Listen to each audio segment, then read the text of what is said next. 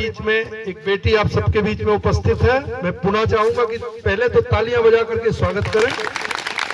तो देवेंद्र नगर से चल करके आपके बीच में हमारे वन परिवार के आग्रह पे अतिथि है, चूंकि हमारे डीएफओ दक्षिण मंडल की विशेष रिक्वेस्ट थी कि जो पन्ना के असली हीरे, पन्ना में हीरे मिलते हैं ना, तो पन्ना के जो असली हीरे हैं उसमें हमारी एक बेटी भी उपस्थित है।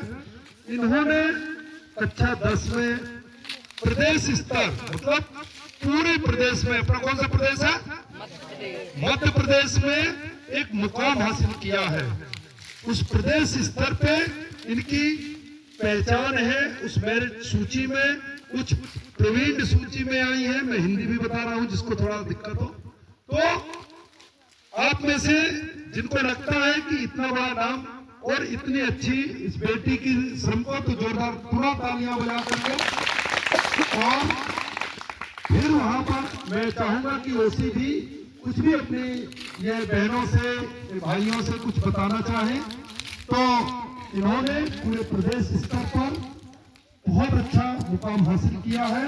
और आप लोग भी, आप लोगों के बीच उपस्थित कराने का आप सब विद्यार्थी हैं।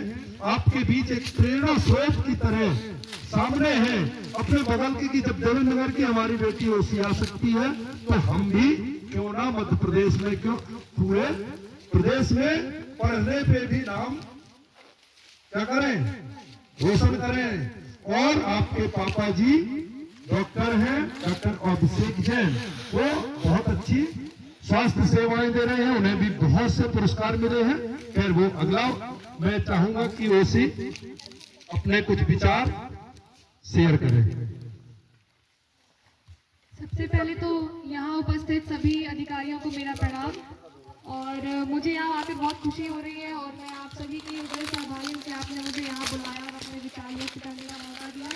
इसके लिए आप सभी का बहुत बहुत धन्यवाद। और मैंने विगत वर्ष कक्षा 10 में मेरिट सूची में 9वां स्थान प्राप्त किया था। और आज मैं आप सबसे एक ऐसी चीज़ के बारे में बात करने जा रही हूँ जिसके लिए हम सभी प्रयास करते हैं, और वो है सफलता। लेकिन सफलता का वास्तव में अर्थ क्या होता है? सफलता कोई मंजिल नहीं है, ये हमारी एक यात्रा होती है। और आज मैं आप सभी से अपनी उसी यात्रा का एक हिस्सा साझा करने आई हूँ। तो मैं सफलता की बात करें तो सफलता प्राप्त करने के लिए जो यात्रा होती है उसका सबसे पहला कदम होता है कि हमें अपना लक्ष्य निर्धारित करना। अगर हमारा लक्ष्य निर्धारित होगा और हमें उसके अपने लक्ष्य के प्रति रोज प्रतिदिन एक कदम आगे बढ़ाना है और रोज मेहनत करनी है, जिससे हमें सफलता प्राप्त होती है। हमें अनुशासन में रह करके अपने लक्ष्य के प्रति लगाव होना चाहिए, हमारे अंदर जज्बा होना चाहिए कि हमने जो लक्ष्य निर्धारित किया है हम उसे प्राप्त कर सकें। लेकिन अगर हमें असफलता मिलती है तो हमें असफलता से निराश नहीं होना है, हमें असफलता को अपना सबसे बड़ा गुरु मानना है और अपने असफलता से ये सीखना है कि हमने क्या कमी रख दी हमारी जो पहली कोशिश थी, और उसके बाद हमें उस कमी को ध्यान रखते हुए और दुगने उत्साह से फिर से प्रयास करना होता है। इसीलिए हमें कभी भी निराश नहीं होना है कि हम असफल हो गए तो हमें अपना लक्ष्य छोड़ देना है, बल्कि हमें और दुगने उत्साह से उसके लिए काम करना है। जब मैं कक्षा 10 में अध्ययन करती थी तो मैं प्रतिदिन विद्यालय जाया करती थी और वहाँ अच्छे से पढ़ाई करती थी और घर आकर के रोज 4 से 5 घंटे पढ़ाई किया करती थी। और जो भी मुझे होमवर्क मिलता था मैं उसे अच्छे तरीके से कंप्लीट करती थी और अच्छे से सब पढ़ाई करती थी, याद करती थी।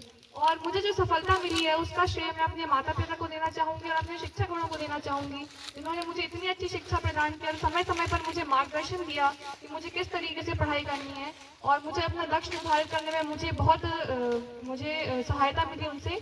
और अपनी इस यात्रा को आगे बढ़ाते हुए मैंने 11वीं कक्षा में बायो सब्जेक्ट चुना है और मैं अभी नीट की तैयारी कर रही हूँ। और मुझे भी अपने पिताजी की तरह अपने डॉक्टर बनना है, एक सफल डॉक्टर बनना है। और मेरा और मेरे माता पिता का स्वप्न है कि मैं एक सफल डॉक्टर बन सकूँ और अपने समाज की और अपने देश की सेवा कर सकूँ। और यहाँ आज आकर मुझे बहुत अच्छा लग रहा है, मुझे कई नई जानकारियाँ देखने को मिल रही हैं और मुझे बहुत से लोगों से मिलने का मौका मिला, इसलिए मुझे बहुत खुशी है। इसलिए मैं आप सभी का धन्यवाद करती हूँ कि आपने मुझे आज यहाँ आमंत्रित किया। धन्यवाद।